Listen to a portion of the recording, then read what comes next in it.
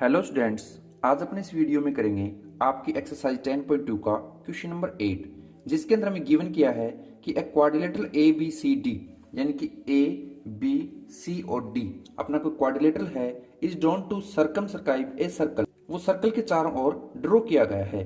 Proof that, हमें proof करना है कि ए से बी यानी ए से बी प्लस सी से डी यानी सी से डी इक्वल टू है हमारे ए से डी और बी से सी के सम के इक्वल। तो सबसे पहले हम इस डायग्राम को ड्रॉ कर लेते हैं कुछ इस तरीके से। ये मान लीजिए आपका सर्कल है, इस तरीके से ये सर्कल हो गया। और अब यहां पर आप क्या करोगे, इसके चारों ओर एक क्वाड्रिलेटरल ड्रॉ करोगे। तो ये मान लीजिए मैंने क्वाड्रिलेटरल ड्रॉ कर दिया इस तरीके से। जब आप इस क्वाड्रिलेटरल को कंप्लीट ड्रॉ कर लोगे, नाउ हमें प्रूफ करना है, उस पार्ट को करेंगे। तो आप देखिए, इसको लेबल्ड करें, ए यहां पर है, फिर बी ये वाला पॉइंट, फिर ये वाला पॉइंट आपका सी है और ये वाला डी पॉइंट है। वहीं जहां पर पॉइंट ऑफ कांटेक्ट है, यानी ये जो है यहाँ पे एक टेंजेंट का काम कर रही है। इस पॉइंट को भी पॉइंट ऑफ कांटेक्ट कहेंगे, इसे भी कहेंगे और इसे भी। इस पॉइंट को अपने को बोला है पी, इसको बोल रखा है क्यू, यहाँ पर है आर और यहाँ पर है एस। तो ये अपने को डायग्राम गिवन किया था।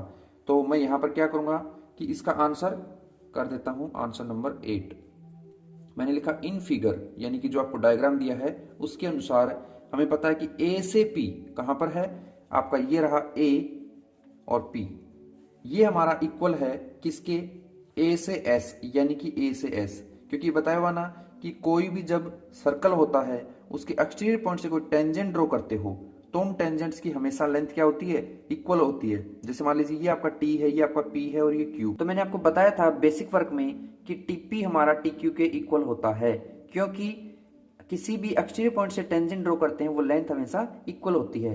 यानी एपी है वो एएस के इक्वल आ गया। ओके, वहीं पर अपन बात करें बी से पी, यानी कि ये जो लेंथ है, ये जो लेंथ है ये अपने इस बी क्यू के इक्वल होगी।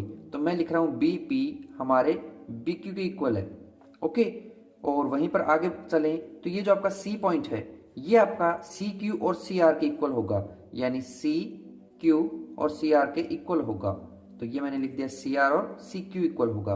वहीं पर डी पॉइंट है, इससे निकलने वाली टेंजेंट डी आर और डी एस भी इक्वल होगी। तो मैंने लिख दिया डी आर डी एस के इक्वल होगी।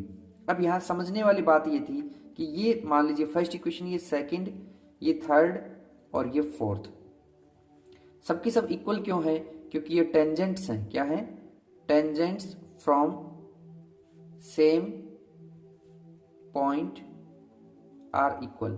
जितने भी पॉइंट्स हैं सेम पॉइंट से निकले हुए वो इक्वल होते हैं, इस रीजन की वजह से ये क्या है, इक्वल होंगी।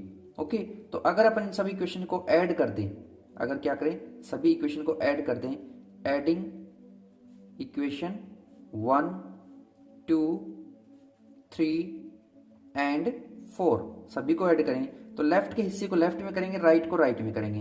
यानी ये कौन है, एपी, तो ये लिख दिया आपने एपी, प्लस आगे कौन है बीपी, तो ये बीपी लिख देंगे, प्लस सी आर है सी आर लिख देंगे, प्लस डी आर है डी आर लिख देंगे। इक्वल टू में कौन है, सबसे पहले ए एस है, ए एस लिख देंगे, प्लस फिर कौन है बी क्यू, तो बी क्यू लिख देंगे, प्लस कौन है सी क्यू, तो यहाँ सी क्यू लिख देंगे, प्लस डी एस है, इसे डी एस लिख देंगे। अब ए से पी देखिए, डायग्राम में कहा है ए से पी और फिर बी से पी, बी से पी कंप्लीट लेंथ कितनी है, तो आप कहोगे ए बी है।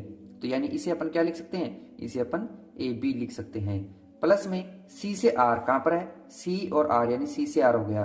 फिर डी से आर यानी डी से आर, ये भी कंप्लीट किसके इक्वल है, यानी कि ये दोनों अपने सी डी के इक्वल है। ये अपन लिख देंगे सी डी।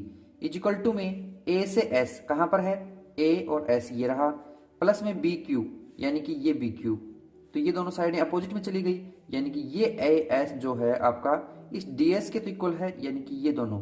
तो इन दोनों को मैच करके क्या लिख सकते हैं, ए डी लिख देंगे। प्लस में बी से क्यू कहाँ है, बी से क्यू, प्लस में सी क्यू यानी सी से क्यू, तो ये कंप्लीट आ गया बी सी के इक्वल। और हमें क्या करना था, क्वेश्चन में आप देख सकते हो ए से बी प्लस सी से डी, ए से बी प्लस सी से डी, और A D plus B C, A D plus B C हमें प्रूफ करना था। तो यहां लिख देंगे हैंस प्रूफ्ड। अब ये क्वेश्चन तो हमारा सॉल्व हो गया, बट अक्सर जो बच्चे गलतियां करते हैं वो मैं एक बार आपको यहां बता देता हूं। जैसे मैंने यहां पर क्या लिखा, ए से पी, तो मैं इसको लिख लेता हूं ए से पी, हमारा किसके इक्वल है, इसके मुताबिक पी से बी के इक्वल है। फिर क्या करते हैं बच्चे, जैसे कि बी से पी लेना है यानी कि बी से पी और बी क्यू, तो इसे कुछ बच्चे ऐसे लिख लेते हैं कि बी क्यू और बी पी। अब हुआ क्या कि जब ऐसे लिख दिया तो आप देखिए ए से पी, तो ए से पी है, लेकिन बी क्यू, अब बी क्यू तो इधर वाली साइड आ गई, लेकिन अगर अपन इस बीपी को इधर रखते, क्या करते, इस बीपी को इधर और बीक्यू को इधर रखते, तो इससे बेनिफिट ये होता कि एपी प्लस बीपी दोनों ऐड होने के बाद में एबी आ जाता है। यानी इस सीक्वेंस में जो लिखने में बच्चे गलतियां कर देते हैं ना, उनका आंसर फिर रॉन्ग हो जाता है।